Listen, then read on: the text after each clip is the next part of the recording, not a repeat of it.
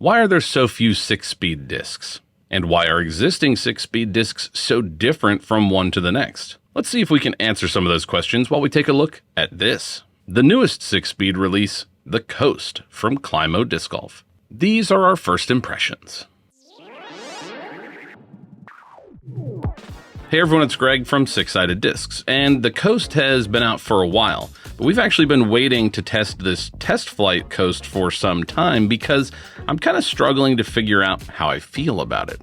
And it turns out those same struggles may have been plaguing players and manufacturers for years now, and it just might explain why 6-speeds have almost completely disappeared. Firstly, let's talk about speed.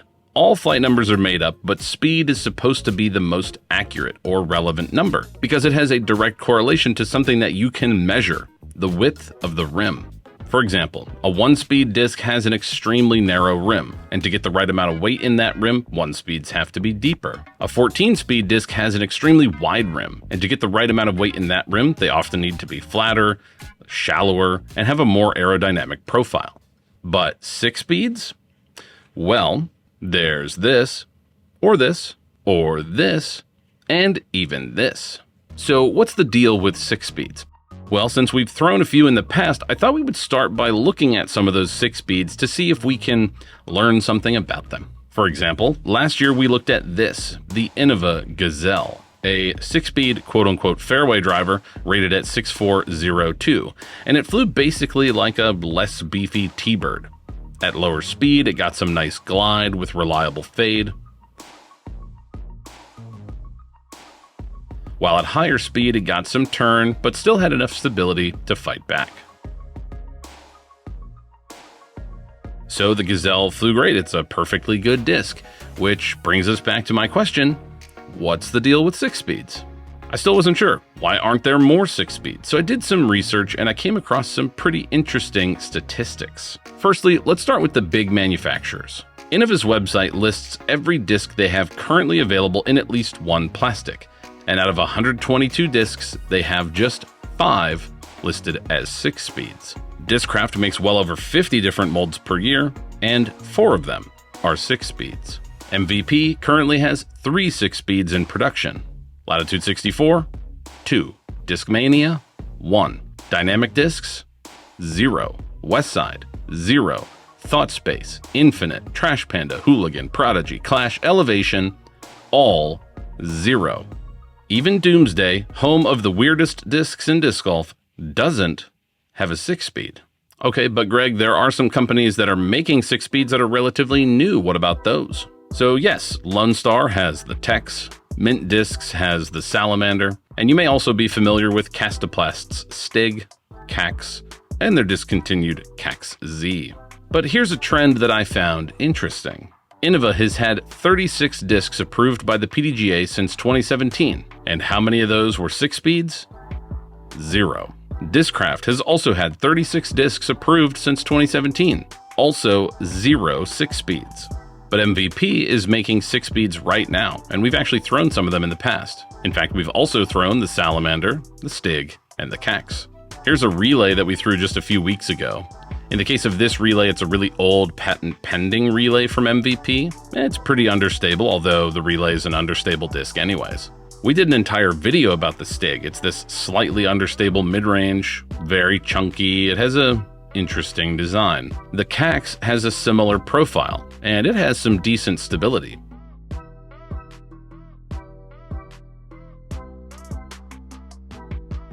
We also made an entire video about the Mint Disc Salamander, and it's a really interesting disc. They make it in a range of weights, and the difference between heavy and light ones was interesting. It's also a super beginner-friendly disc. So, not to sound like a broken record, but what's the deal with 6-speeds? Well, let's see if this will help us figure it out. This is the Coast. It is a 6-speed, rated with 6 glide, -1 turn, and 1 fade. It's the second mid-range in the Climo disc golf lineup after the Bel Air, and it flies great. From my arm on an Anheuser release, it gently and smoothly holds this turn for a really nice, smooth flight. Thrown on a slight hyzer, it happily flips up, gets a little turn, and fades back for a fairly straight shot. And for Josh, who throws almost 10 miles an hour faster than me, the coast was still controllable.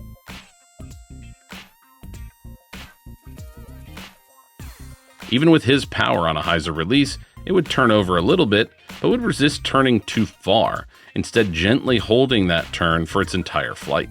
So the coast is a pretty cool disc. It seems controllable, smooth flying, and I know what you're thinking, Greg, what's the deal with 6 speeds? Well, let me show you, because here's the deal with 6 speeds. Look at the profile of the coast. Is it a mid-range or a fairway driver? Yes, Climo Disc Golf calls it a mid-range, but Innova calls this a fairway driver. The width of the coast's rim matches most other 6 speeds, but there's a little more depth, and that difference is probably why the coast is more of a mid-range. But most of the other 6 speeds we looked at are considered fairway drivers. MVP's 6 speeds, all fairway drivers. Innova's 6 speeds, the same. The Tex, the Salamander, all fairway drivers. But there are some that are considered mid-ranges, including Castoplast's Stig, the Cax, and Discraft's Glide and Impact. Every single company chooses one or the other, fairway or mid-range, except for one, Discraft. They have 2 6-speed fairways and 2 6-speed mid-ranges. So, what is the deal with 6 speeds? Well, the deal with 6 speeds is, are they a fast mid-range or a slow fairway driver? Look at the profile of these discs. Are these fast mid-ranges? Maybe they are.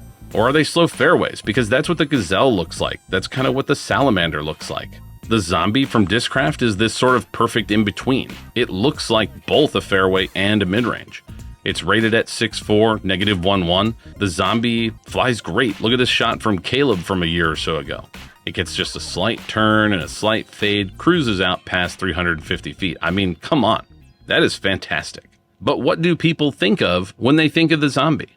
Is it a fairway or a mid-range? The lack of consensus from the industry at large and the ambiguity that comes with this makes it really hard for players to have any sort of expectations about what they're buying or how they should use a 6-speed. Do you go for power or finesse?